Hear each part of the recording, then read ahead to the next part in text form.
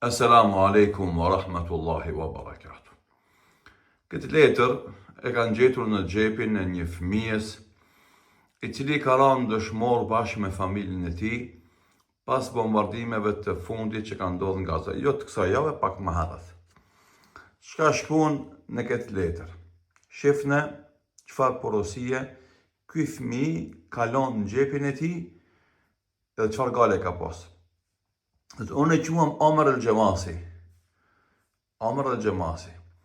E kam një borx prej 12 shekleve. Shekel është parja izraelite që përdoret dhunshëm në Palestinë. Unë e kam këtë borx. E tregon borxhin që ka që nëse vritet bie dëshmor, dikush t'ia laje, sepse ai e din se edhe nëse bie dëshmor, borxhi nuk lahet.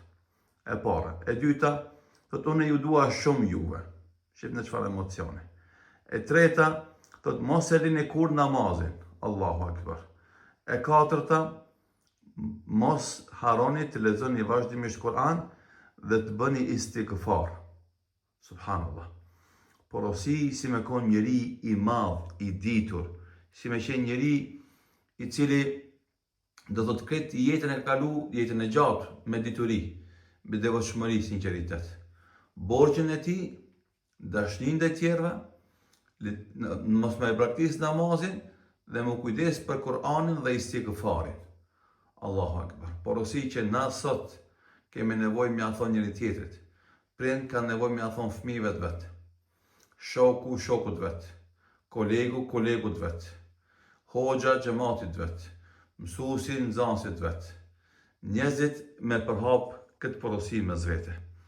Ande kene parasysh Omar el-Gjemasin, Allahu ja pranoft shahidllukun atij dhe familjes së tij dhe gjithë banorëve të Gazës, dhe I dhash grada të larta në xhenet. Allahu I dhash triumf dhe fitore muslimanëve në Gazë sa më shpejt.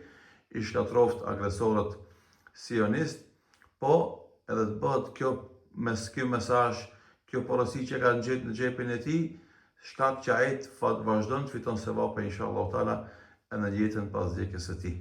Kjo është ajo që neve na dhon për tjerë. Na besojmë dhe në jetën e varrit, besojmë jetën pas vdekjes, dhe nëse na bëhet një zullom, një padrejti, nëse nuk kemi mundësi me arrit një qëllim, atëherë në heret sigurisht kena me arrit prej Allahut xhelal.